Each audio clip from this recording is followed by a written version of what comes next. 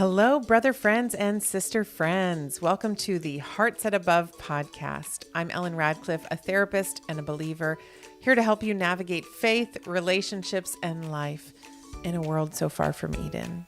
This podcast is a space where we'll explore topics that matter deeply. Things like grief, connection, identity, and practical faith, grounded in both therapeutic wisdom and biblical truth. Whether we're wrestling with the messy middle between love and righteousness or learning to communicate like Jesus, we'll do it together with hearts set on things above. So grab your coffee, settle in, and join me as we pursue deeper connection with God, ourselves, and others. Let's dive in.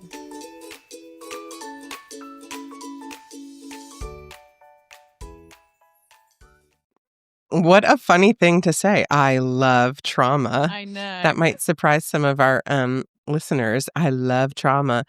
But it's true, right? Because what I remember reading about trauma or learning about trauma in grad school is all roads lead back to trauma. Like, I remember having this epiphany once in grad school, like, oh, almost every mental health disorder can be tracked back to trauma, with the exception, of course, of sort of like neurodevelopmental disorders, right? Those aren't necessarily trauma, although trauma in utero definitely has an effect on neurodevelopmental disorders and it wouldn't be characterized as trauma, but other things that happen in utero that are atypical, right, can affect neurodevelopmental disorders. Mm-hmm. But apart from that, like, I remember reading specifically about personality disorders and realizing, wow, you could usually trace back a personality disorder to a specific trauma or a series of trauma. And that is usually when you can tell the inception of kind of those behaviors of a personality disorder. So I always thought that was so fascinating. Is that what you mean by I love trauma? Like, what do you mean by that? Yeah, I think it is just so rich. And I love what you said of, like, it is kind of, in a way, it's kind of the bones of human hurt, in a way. Like it's the kind of the nature of it, the foundation of it. And I think that's a really interesting thing to kind of trace things back to. And I feel like, why do I love it? That's why am I enjoying it? I think the fact that it is the bones, it is the foundation of, like, kind of the outcome of suffering and just how people can respond to suffering. It's so vast, and I think I like how vast it is. I think it's really interesting how it can actually look so different for everyone. You know, like it's such it's such an individual experience, and yet in a lot of ways it's a collective experience at the same time, because a lot of people do struggle with their own trauma. Yeah, I mean, on our course we talk a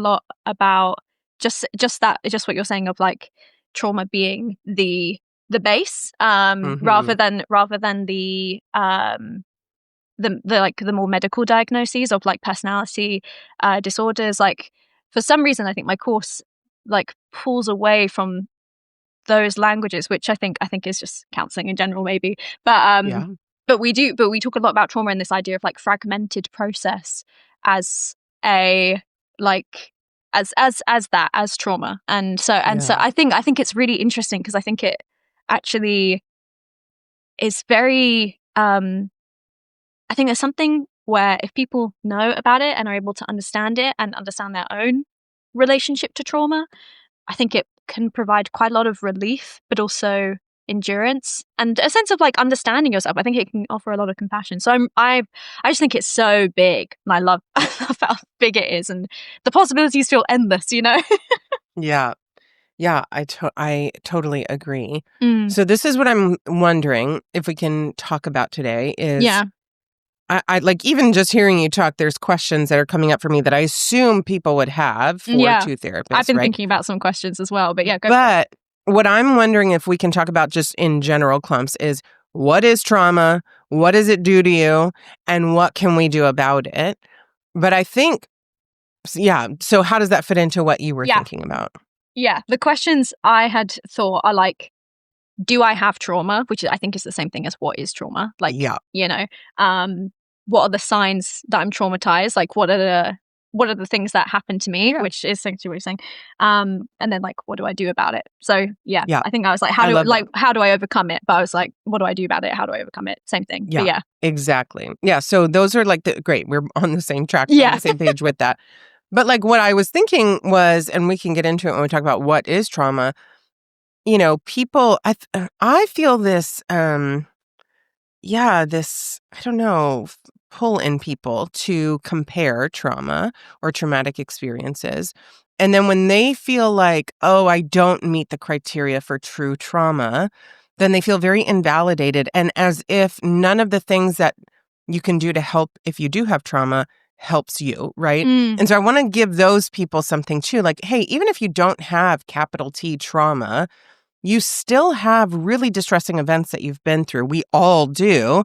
And here are, you know, these things that we're going to offer to people with trauma can also help you as you work through some of those distressing events. Does that make sense? Yeah, that sounds really, really good. Yeah, because that's Okay. also what I was thinking to flag of like even like little t in comparison to big T, to almost not compare and to explain like they're more for differentiation than for comparison. Yeah. Love that. Yeah. Mm-hmm. So if someone were to ask you, like a client tomorrow, Mm-hmm. what is trauma? And of course, you're steeped in Yeah. you are steeped in trauma research, like read, you know, article after article, book after book in this. So you might be the best person to ask right now as you're like literally bathing in this. What would your answer be? What is trauma? What is trauma? I've got my notes right beside me just to reassure me. Yeah.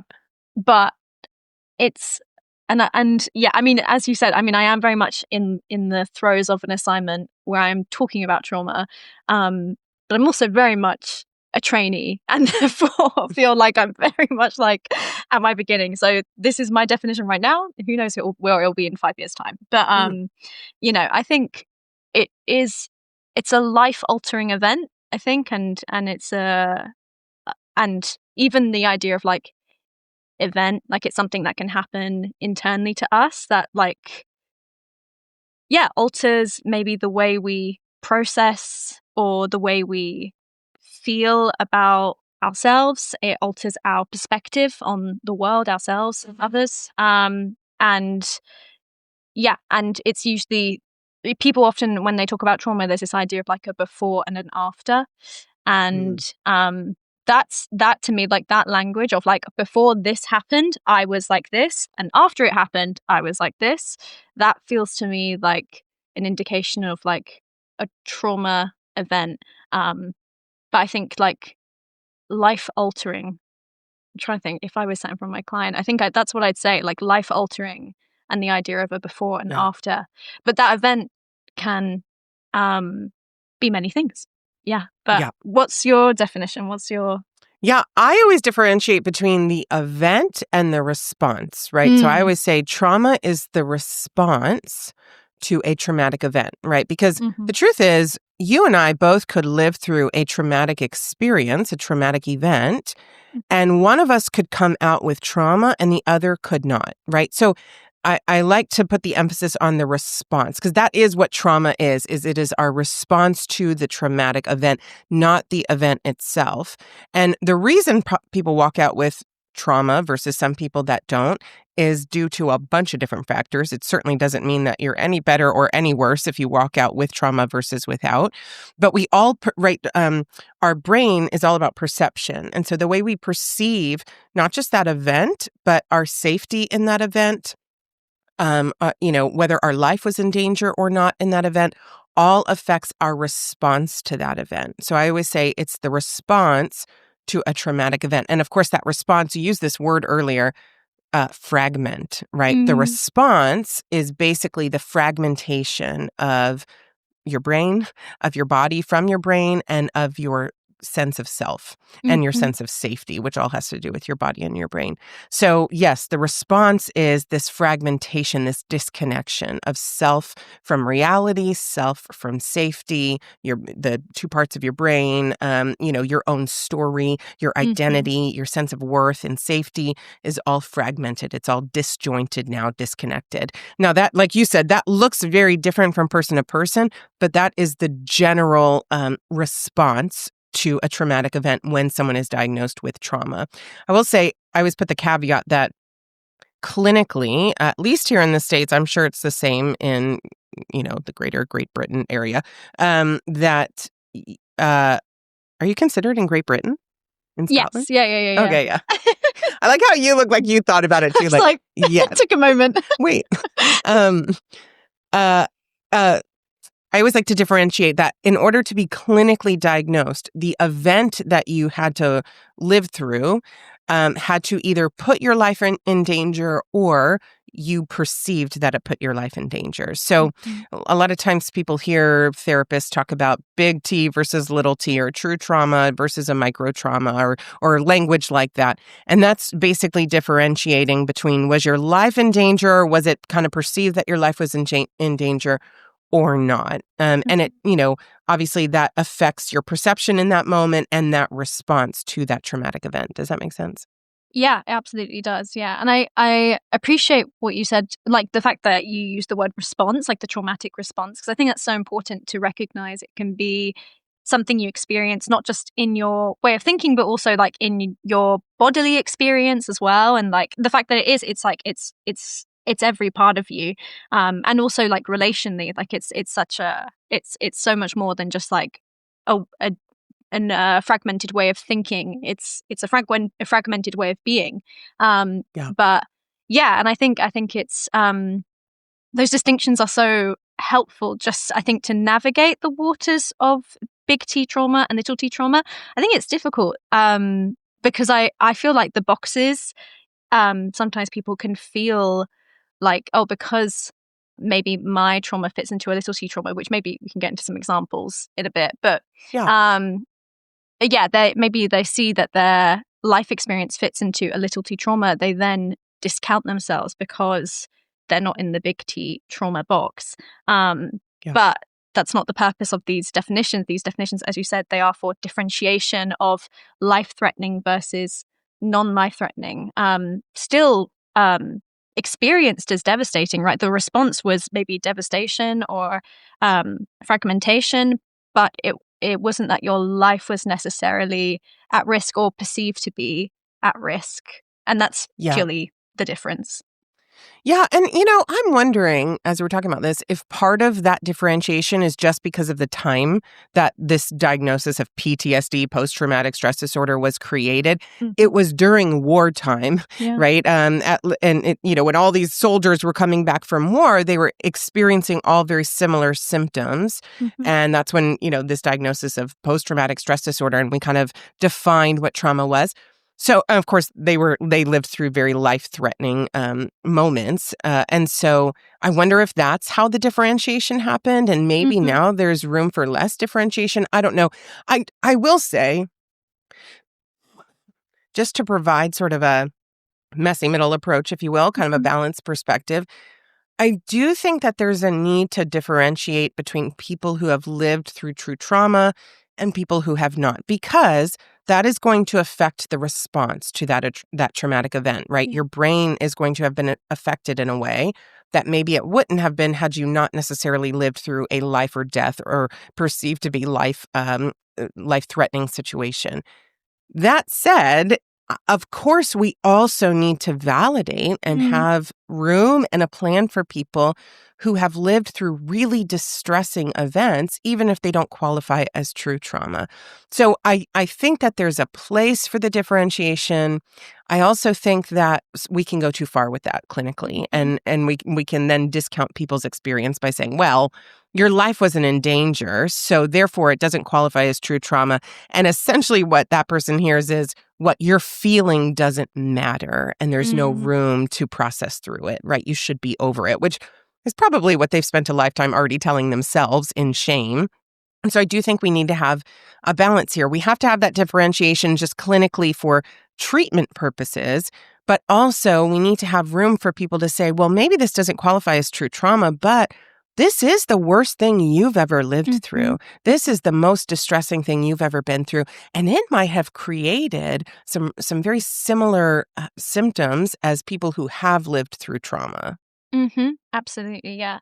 And therefore, of course, those people are so deserving of the compassion and dedicated time towards being with those parts of themselves that are Yeah. the traumatized parts, and that are the parts that have like become very fragmented because of what they've been through. And like that's so important that they recognize Yeah. that's so necessary for them. Yeah, so true. And you know what else I will say about trauma is that it's a little bit insidious in that it's not like we wake up the next day after trauma. And of course, we do feel very different, but in some ways we don't. And then we go through life usually, we kind of just try to maintain life, move on with life. And sometimes we don't recognize all of the ways that we're still affected by that traumatic event, that traumatic response. And I always describe it as, have you ever gotten, we call it a crick in your neck. Have you ever gotten a crick in your neck? Yeah. Have you ever heard of that term? Yeah. And so what happens when you get a crick in your neck, apparently, is you feel the pain maybe up in your neck, but the bunch up of nerves happened down lower in your back. And so when you rub the spot that feels the pain, it's not actually doing anything. There's no jumble of nerves right there. It's further down your back that then it bunched up all these different nerves in one spot in your back, and it's creating pain kind of emanating out of that one spot. And so I always use that example when I describe trauma to people, because I say, like, you might be feeling pain, the pain of trauma in this one area of your life or these 3 areas of your life. But what has happened that you don't even realize is in a totally different spot, there's been this bunch up of nerves, all that happened during trauma, right? Because there's this old adage in therapy, neurons that fire together, wire together. Neurons that fire together, wire together. So when you experience a traumatic event, you go into fight or flight, right? Your body says, we're in danger, our life is in danger, respond accordingly. This is a great mechanism that God put into our brains and our bodies to help us survive. This is a really great response. But the problem is that there's other neutral things happening in the moment of trauma, certain sounds, smells, sights, right? And so when our body goes into fight or flight, the neurons that fire that say, run, you're in danger, right? Fight or flight, fuse with all the neutral things happening in that moment, such that years down the road, when you're, at a barbecue and you hear some of the same smells or smell some of the same smells, hear some of the same sounds and see some of the same sights that happened during that traumatic event, even though they're neutral now, or they even were neutral back then, our brain will say, rear, rear, I know what's happening, fight or flight, right? This is what happened the last time we had a life or death experience, so we need to respond in fight or flight. And so just like that crick in the neck, we might experience the disconnect, that fragmentation in one or a few areas of our life. But what we don't realize is there's this whole network of neural pathways that are affected by that trauma that have bunched up somewhere totally different. So a lot of times when I work with people through trauma, we try to chase down what happened in that moment, that they're kind of feeling the ache of that crick in their neck. And we find out it's tied to a whole lot of stuff, this big bunch up that happened around the trauma. Absolutely. Yeah, I remember reading quite a while ago now in one of the books for university this phrase, a time collapse, like this idea of like when you experience trauma, but like, when you experience like a trigger of your trauma, you experience a time collapse, like like your body then goes back to that moment of trauma, like time has collapsed, no time has passed, and you are just Yeah. back in that initial moment. And I remember really resonating with that phrase, because I'd felt like, because I'd been through very difficult things with my family when I was 18, and felt like in that first year post that family breakdown, I had really kind of like almost like, or put the fire out. I'd done the first response to it and was like, okay, it's dealt with. I've done the hard work. That's it. And then it wasn't till, oh gosh, I mean, at least 3 or 4 years later that I really started experiencing this time collapse. And through other relationships. But I'd experienced triggers of what happened with my family when I was 18 in relationships 4 years later, and then time would collapse. And the way I responded to that initial, devastation with my family when I was 18 was then my response to these relationships that had nothing to do with that initial trauma. And I was responding just like it was exactly to do with that trauma. Of course it Yeah. was for me, but the circumstance did not call for it. Just like this barbecue, right? Like this Yes. hypothetical barbecue. It's like the situation does not call for the response, but because of the time collapse, you feel it does, and you respond with the urgency, the fear, the anxiety, the whatever in order to deal with it. Yeah. Yeah. And I think probably a great thing to do in that well, right, we see how insidious it can be because obviously Yeah. you knew after that first year with your family, you knew this was a big deal. We Mm-hmm. survived, right? I put out the fire. And then you Mm-hmm. don't realize that years later, you've got this crick in your neck because of this bunch up that happened in your life that you thought you dealt with. You thought you were Mm-hmm. over. And then it comes kind of sneaking back. So I say it's sort of like ironic that trauma would be considered insidious because it's such a Mm-hmm. big thing, seemingly that everyone can see, right? That everyone would agree this is a big life altering event. But the effects of it can be very insidious. Sometimes we recognize a portion of it. This is a traumatic response, and I can recognize this and validate it for myself. But we don't recognize all the effects of it usually. And so that's why it feels like there's a crick in our neck. We think it's totally unrelated. But then when we trace it back, we realize, oh, this issue with my boyfriend, with my friend, right? Totally different relationships Mm-hmm. actually has to do with this big blow up in my family that happened years ago that I thought I'd worked through and I Yeah. was over. I would venture to guess, just a heads up, that in 5 years, 10 years, 15 years, you might have similar experiences with your children, with your employers, with your clients, right? You might be like, oh, this is tied to that trauma. Because, I mean, that's kind of the thing about trauma is that the response doesn't necessarily go anywhere. We learn how to work around it. We work through it. Absolutely. I think it's a bit like when you have an addiction, we would never say you're cured of an addiction. In clinically, we would say you're recovering, right? You're always in recovery. Mm-hmm. And I think trauma is similar because we just live in a fallen state. We're constantly, we can absolutely, that wound can scab over and we can learn how to manage it. The wound of that trauma, we can learn how to manage it. We can never fully heal it this side of heaven. And that is part of that whole, like you said earlier, there's a clear before and a clear after. And that's very indicative of grief. That's what happens in grief too. They were alive and now they're not, right? Yeah. Trauma, this is before and after. Our lives will never be the same.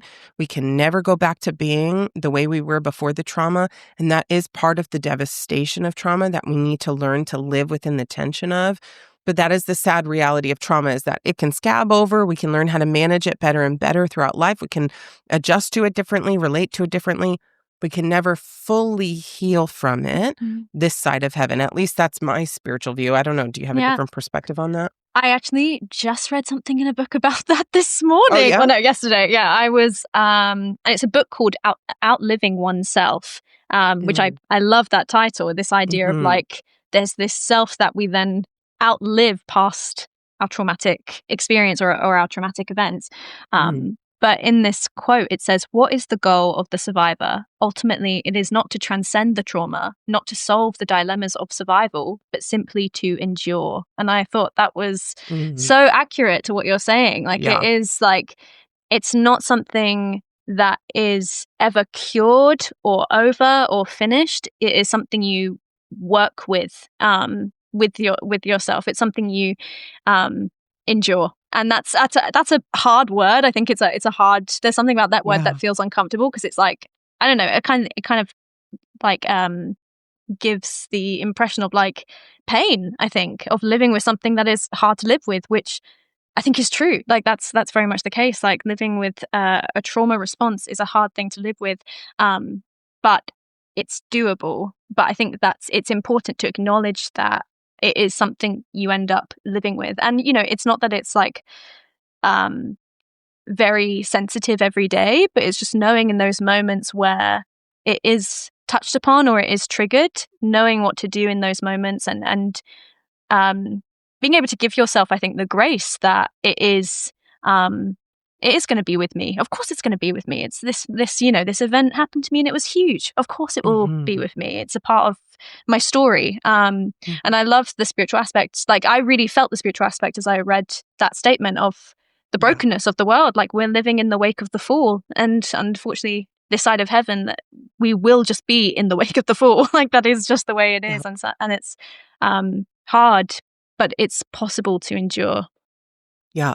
You know what I love about that word endure is in the Bible, when it talks about endurance and Hmm. perseverance, it says that essentially, if we persevere, it produces character, maturity, Hmm. which then produces hope. And I do actually think, in a weird way, like, I don't think those two things logically go together. Oh, when we endure the effects of trauma or grief or pain of any kind, it usually results in hope. But I actually, and walking through this with people, with my clients for a few years, I do think that it does result in hope because it has this way of kind of trimming what's really important in life. We Hmm. gain a greater perspective on who we really are, what's really important, what we really need to survive. And therefore, it does create this maturity and thus this hope. So I love that, and, you highlighting that in what you read. And I do think it really speaks to the spiritual aspect of it. I also love that you mentioned the fall, because you know how I like to bring everything back to the fall and talk about the ultimate sense of trauma. Talk about the ultimate trauma that we've lived through, the fall, right? Hmm. I think I always describe, if I could describe trauma in one word, it would be disconnection. Mm. Trauma, in essence, disconnects you from your sense of self, from your sense of safety. It disconnects your brain from your body, your left brain from your right brain, right? Like, there's so many aspects of that fragmentation that you mentioned, this disconnect. That is exactly how I would also describe the fall. Us now living out of Eden, we are disconnected from God, from self, and from others in the way that we were created to be. That is the effect of the fall, right? And the Mhm. effects of trauma and the fall are the same: disconnection.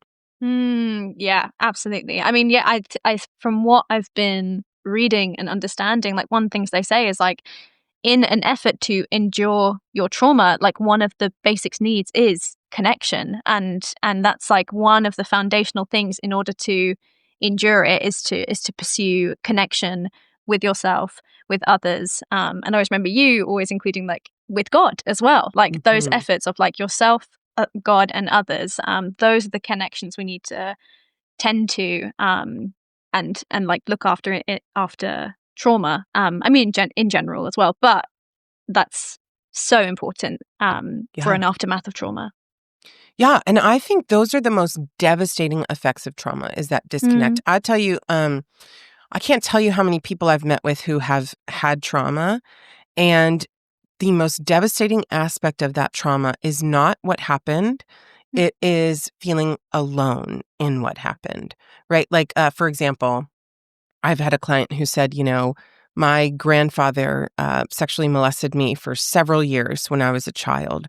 And when I finally told my parents, they didn't believe me. They said, no, that can't be true. That's not true. And so, actually, the point of pain, of course, it's not okay what grandpa did to this little child. But the Mhm. main point of pain for this client was not what grandpa did. It was not being believed by her parents. Similarly, so that stands with our parents, but similarly, this happens with us and God. So I think us talking about trauma naturally begs the question: how could a good God allow bad things to happen Yeah. to people he loves, if or he so-called loves, is how I usually hear it asked, right? Mhm. So I had this one client once who was raped as an 18-year-old, and she said she had recently come to a faith after we had started seeing each other, and she's basically said, "I want to reconcile how God could love me, but let this happen to me." One of the biggest moments of emotion for her was us talking about what I would say the fact, and what she would now say is the fact, that God was with her in the middle of that trauma, with her, alongside of her, grieving alongside of her. And that just unlocked something in her. She could not fathom that God could have been with her before then. But when we talked it through, she finally said, you know what? I think it makes sense. I think he was there. And that's the part that was the biggest factor in scabbing over or bringing some sense of soothing, some healing to that piece of trauma was not us talking through it from a bunch of different perspectives, the typical way you treat Mhm. trauma. It was recognizing that though she felt she was alone in that trauma, she was not alone in that Mhm. traumatic moment. Mhm. Any thoughts on that or anything you found with your clients? I know you work with trauma a lot.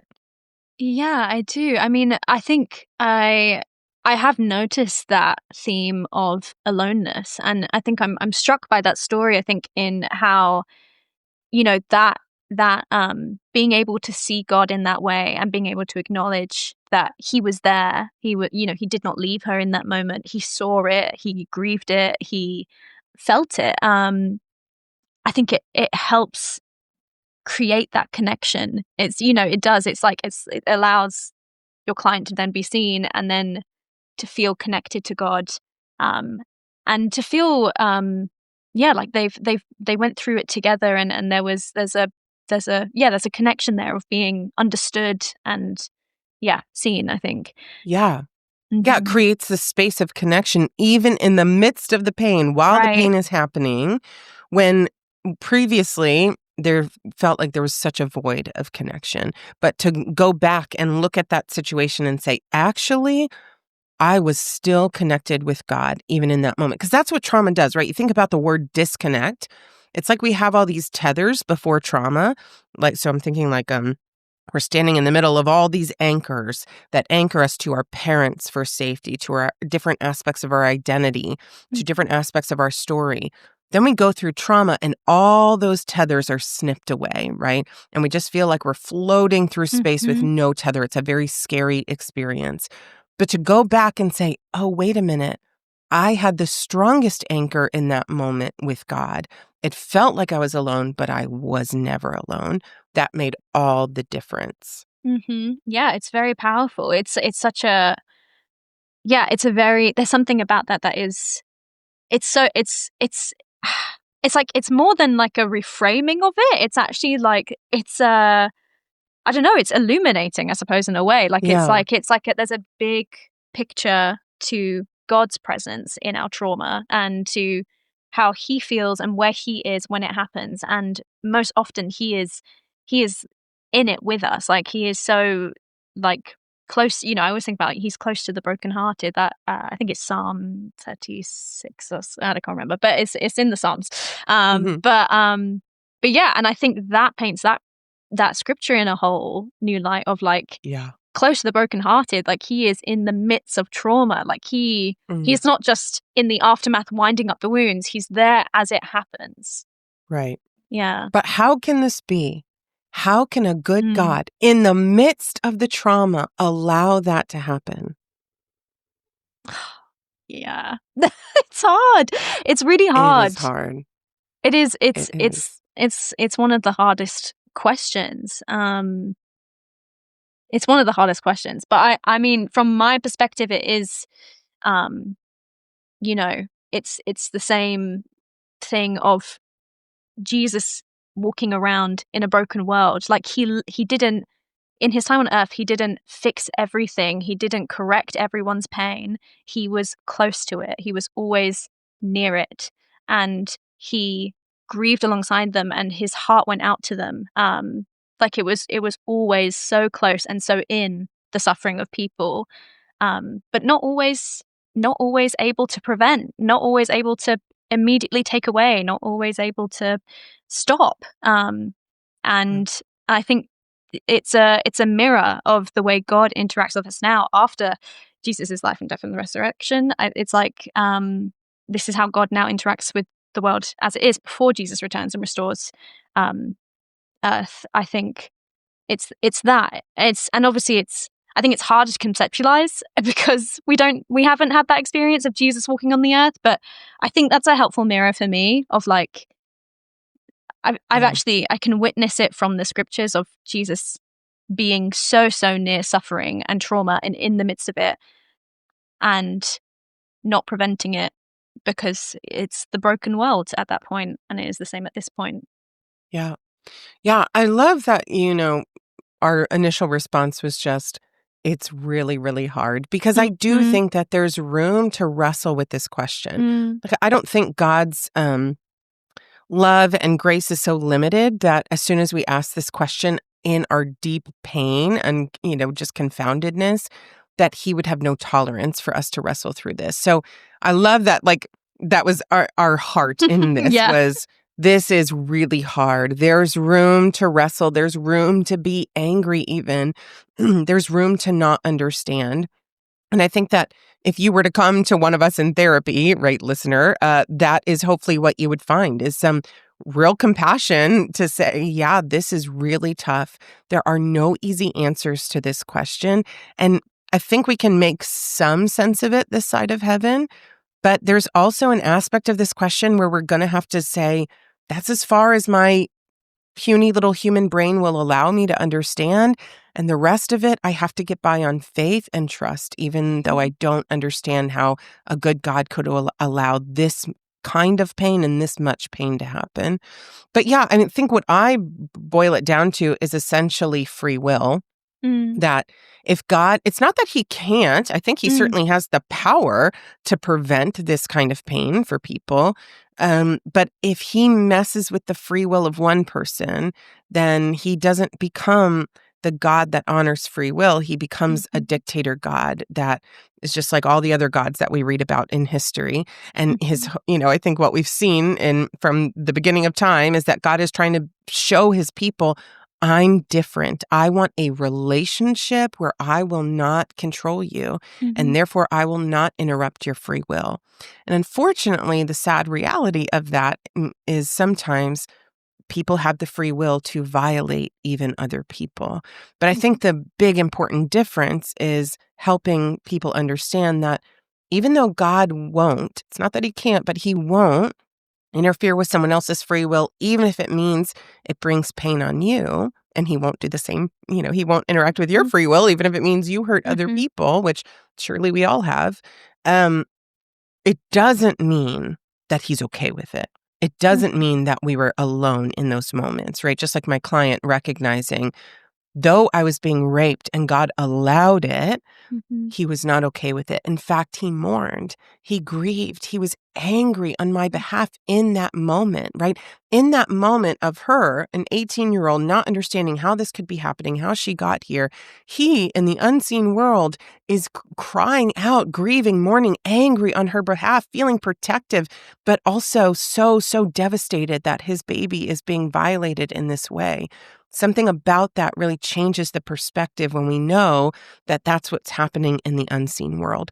The part of this that gets a little bit tricky for us as Mhm. humans is that just as God mourns over our violation in that moment of hurt, of pain, of trauma, he sees a bigger perspective than we do.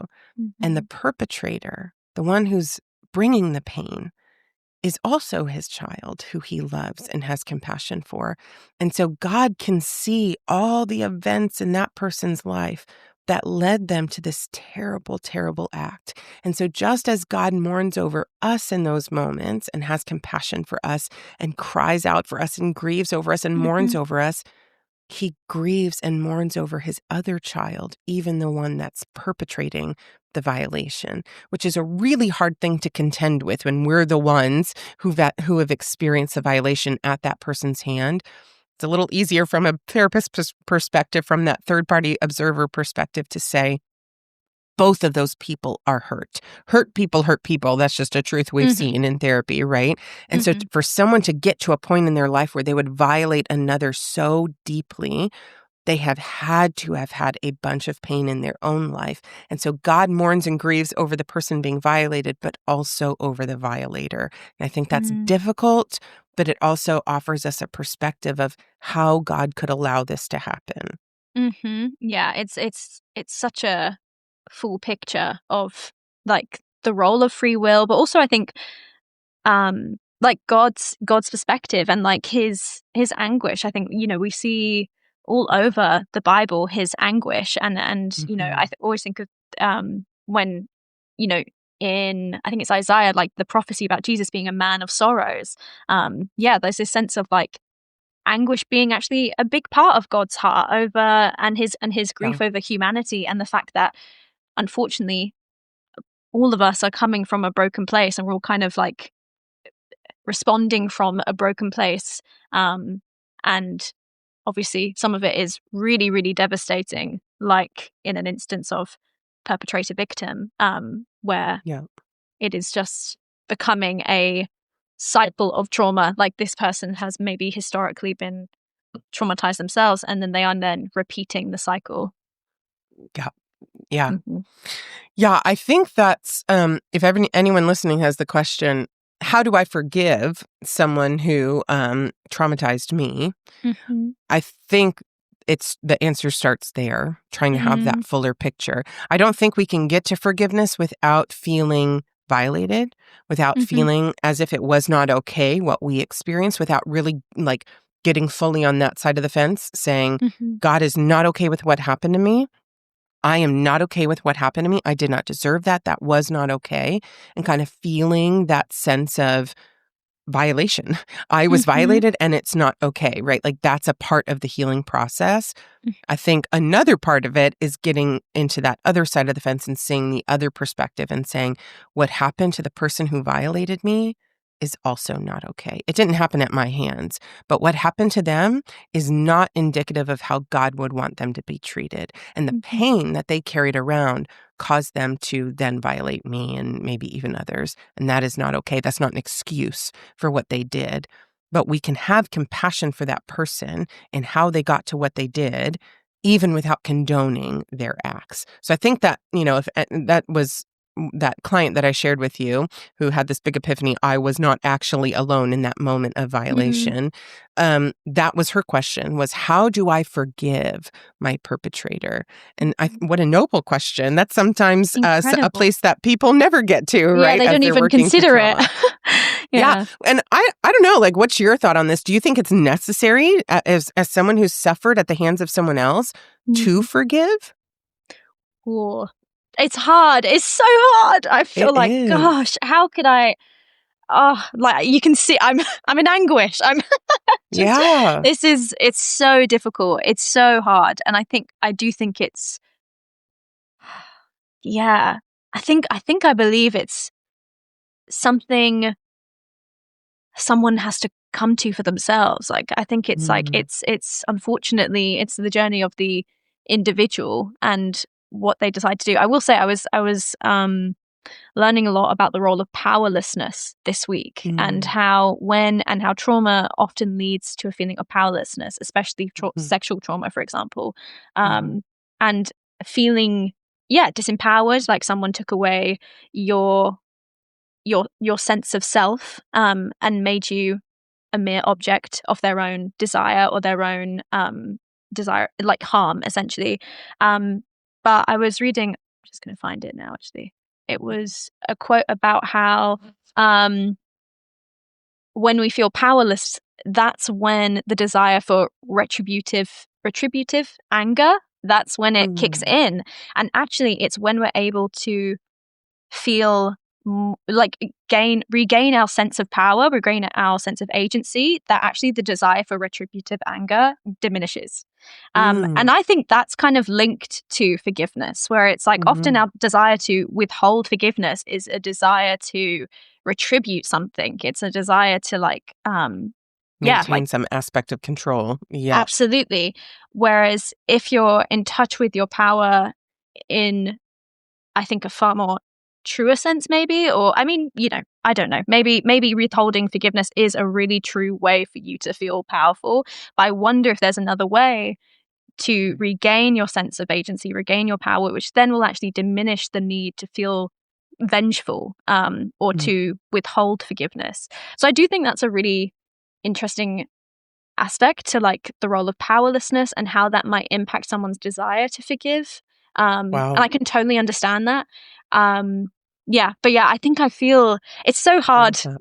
because I do It feel, is. oh, it's so hard. I'm like, there's my desire as a Christian of like, and my own journey with forgiveness, which I think has made me think, gosh, it's hard. It's one of the hardest things that as Christians we're asked to do. I also think it's so worth it. But then there's also what I feel as a therapist, where I feel like it is so individual and it is someone's own journey. And how could we ever ask that of someone who has been raped or has been at the hands of like really devastating harm? So yeah, I feel torn. What do you think? Yeah. What's your feeling about it? Yeah, and I think we'll do an episode on forgiveness soon, so Mm-hmm. maybe we'll dive even more into it. But I think there's a lot of distortion around forgiveness, even with trauma. I love what you brought up about powerlessness, and I think that that's such a worthwhile thing to think through if this is something, you have been through, listener. Um, but I think that, of course, forgiveness is a great thing. I think one of the distortions we have around forgiveness is that it's something we must do for God and the Mm. other person. And I think forgiveness is more about relinquishing our heart from that sense of retribution, from holding the pain. So, in that sense, I think God is eager for us to forgive, to alleviate our own pain and sort of Mm-hmm. being enslaved to this hurt, right? And so I think like forgiveness is a great thing to move toward. I certainly don't think that rushing toward forgiveness is one, effective, and two, necessary. So I'm with you. If you need to hold on to this, and if it's a way, because I do think that by holding on to it, that's a way that some people protect themselves from Mm-hmm. something similar happening in the future. That's one of the effects of trauma is a detachment of Mm-hmm. a sense of safety. So we see people either become very hyper vigilant, where they assume that they're always unsafe. They don't trust anyone. They don't get into any kind of situation where they could be any semblance of unsafety. Or they become hypo vigilant, where they put themselves in really dangerous situations because they've lost their ability to kind of gauge when they're safe or when they're not. And so if holding on to this pain and not moving toward forgiveness is sort of your coping mechanism to keep yourself safe, I get that. Like, I don't wish that for you in the long term, but if that's part of your coping mechanism for now, I totally get that. And I think that there's room for God in your process for Yeah. that to be a season of your nursing this wound. Mm-hmm. I think forgiveness is certainly a process. I don't think it's one that we need to rush through, that God is very concerned with us rushing through. Again, at least not for the sake of any other person or himself, for our sake, maybe, to relinquish that pain. So, yeah, I think we can dive more into forgiveness, but that would be my answer that, sure, it's a great thing to move toward, but we can do it in a way that honors our own Mm. pain and ourself. We don't need to forgiveness isn't some sacrificial act that we do for the sake of another. It is to help in our journey of processing through our trauma. That can be an aspect of it. But if we never reach that season of processing through our trauma, if we never reach forgiveness, I don't think that that's a huge problem. Like, I think God hopes that for us. Certainly don't think it's going to keep us out of heaven, or he's going to be like, you need to be reincarnated. You still have work to do. Right. And nothing like that, right? Like, I think that there's going to be tons of things once we get to heaven. We're going to say, oh, I never made it to that next step in the processing journey, but that's okay, right? And like, now there are no more tears. So I think it's a good thing to strive for, but I think it's okay if we don't ever reach it.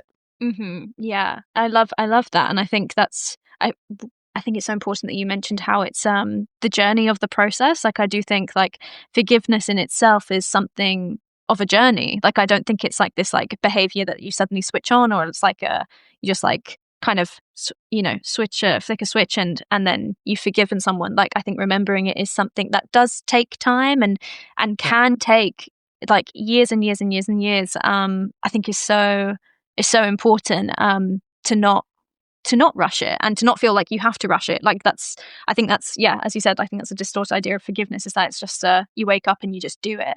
right. When really true forgiveness, like on a heart level, is far longer, I think. Yeah. Yeah, and I love what you said about regaining your power, right? And I think Mm. that's kind of goes under that umbrella of, because all right, this is what we've said so far in this podcast. What is trauma? It's a response to a traumatic event, and it looks different for everyone, right? These are things that it could look like essentially disconnection, this Mm-hmm. fragmentation of self, of your story, of your sense of safety, and really it could look. There's no limit to what it could look like, Mm. but basically what we said is, it could hurt, right? That crick in the neck, it could hurt in an area of your life that you wouldn't assume trauma would Yeah. affect. But then when you trace it back, it really actually is related to that trauma. So it can be sort of sneaky in that way. And we've said, so essentially trauma disconnects. We've said that the antidote to trauma is connection. What does that mean? What does that look like? That is a really good question. I mean, it feels like it's a word I use all the time. I think connection, I mean, this is just a synonym, but it's being in touch or engaged with what's present. I think, like, what's present within yourself, Yeah. what's present in your relationships, what's present for you and God. But I think also it's I think connection can also be, it can be like you bringing, like you like being in touch with like what has also happened in the past. Like there's an awareness to connection. I think there's like I'm aware of my story. I'm aware of what's happening now. I'm aware, like I think that's kind of what's coming up for me. But yeah, I think it's an engagement with what is present. Yeah. I love that. I've never heard that, Yeah. but I love that. An engagement with what is present, of what is, of this awareness. Yeah, I love that. I think that really defines it so well. That's where I would start. If I were walking with someone who had been through a traumatic experience, that's where I would start is you used this term earlier, I think, when we were talking about my client who had been raped, and she realized that in that moment, God was actually there with her alongside of her grieving, mourning, not okay, but she was never left alone in that moment. And you said something about he saw her, like Elroy, right? Like he saw her in that Yeah. moment in her pain. That's where I would start. If you're moving through trauma, this is where I would start. Go back to that moment, or as close to that moment as you can get in your mind and your heart while still maintaining safety, and allow God to see you in that moment. Allow his sense of grief and anguish over what you're going through to recognize it, to wash over you. And then you tap into that moment of grief and anguish and not okayness alongside God, right? Like that's the thing about when you're reprocessing trauma is you don't even have to do that process alone. You can do it with God, because everything you feel about it, God also feels about it. Now, he feels it in a perfect way, not in a fallen way. And so by identifying that, we can really move further along in processing through that trauma. And then I would say, let that connection that's established between you and God as you view this traumatic situation alongside of each other to wash over you, to be like, see it, acknowledge it, that connection that you feel with him. And then I think that out of that is born that awareness. What's happening inside of me right in this moment at this barbecue when I hear these loud noises? Yeah. What's happening inside of me? Let me be aware. Let me turn internally and see what's happening, not in a way where I shame myself, I try to get rid of this reaction, where I just acknowledge, I just see it and try to see it alongside God with his, non-judgmental, fully loving, validating eyes. Just try to see self, God, others in what is present.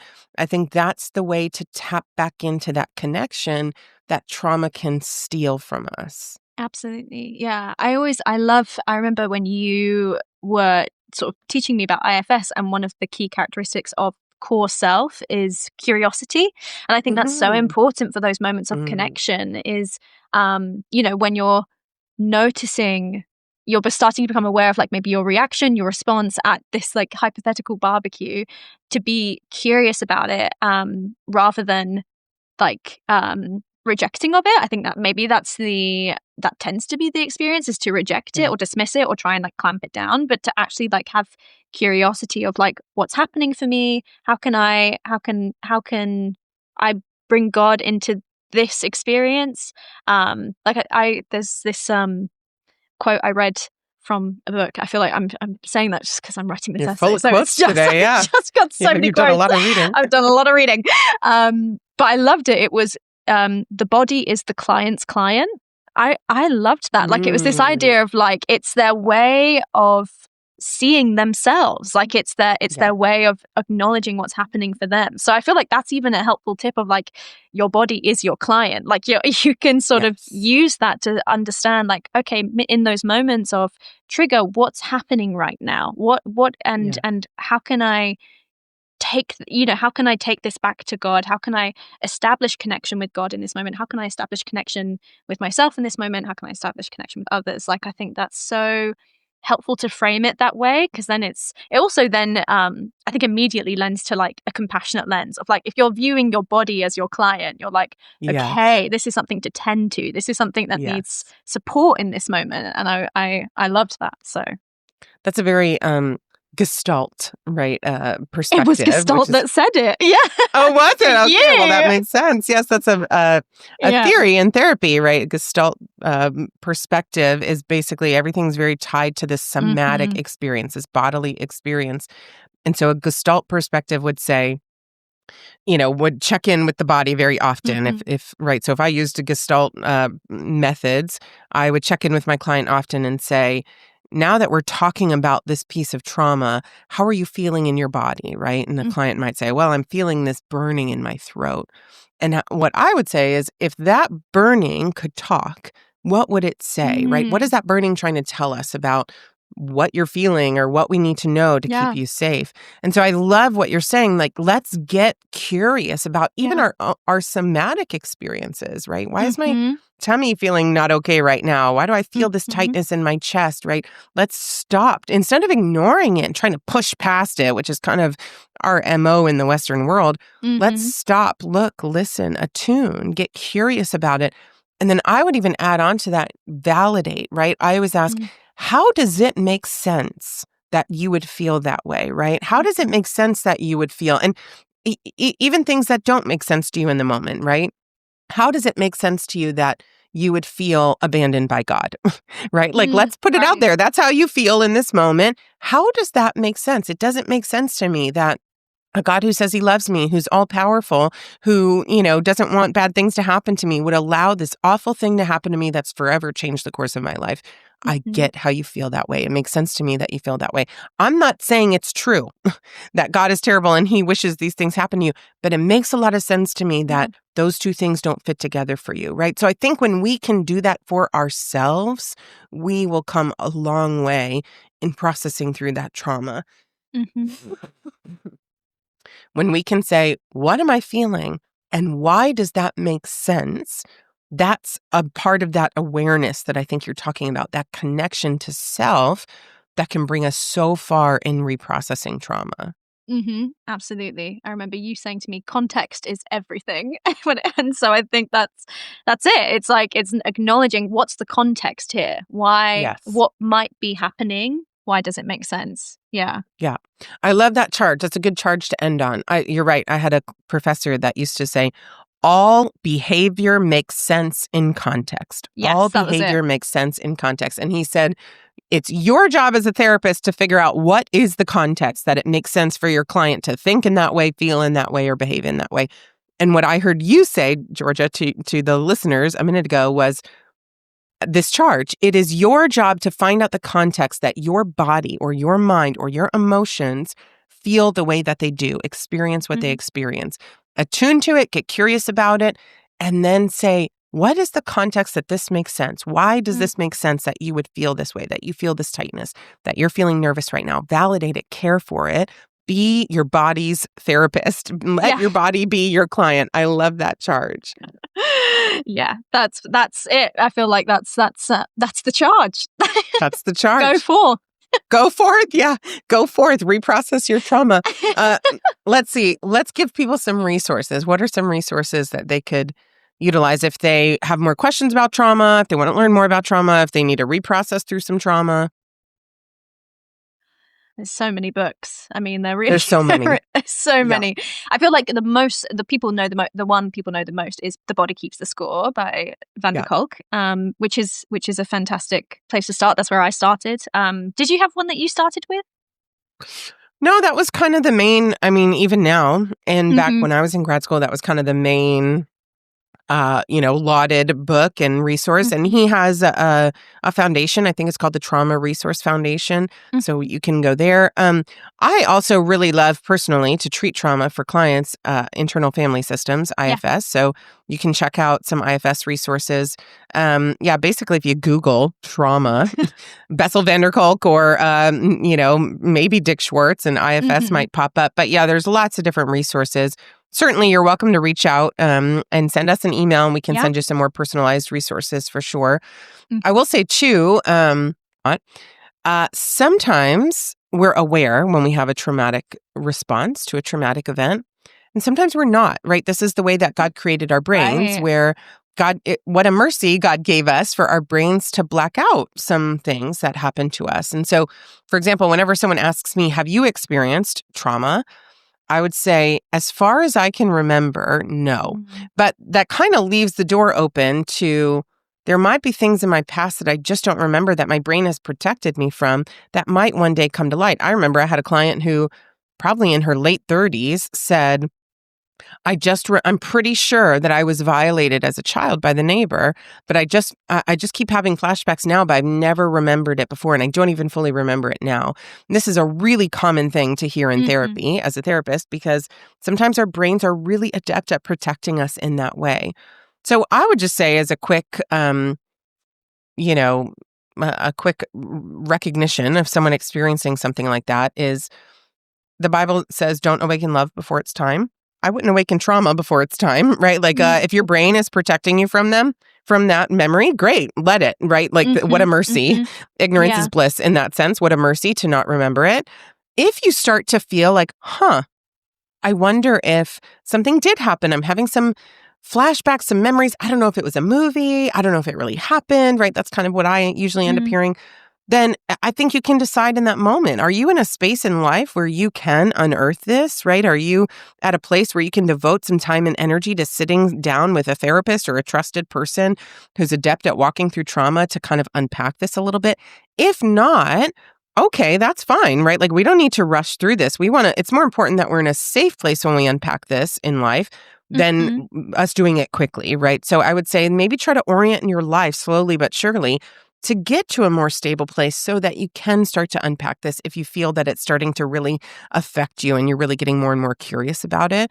And then I would say take your time, but take time to find a good quality therapist that you feel comfortable with, that you can unpack this with, right? So I wouldn't do it on session 1 as you're getting to know the therapist. I might let her know or let him know, hey, I think I might have some trauma in my past that I might want to dig up and work through, but I'm not so sure. And so, I want to first see if we're a good fit and if we feel comfortable working with each other.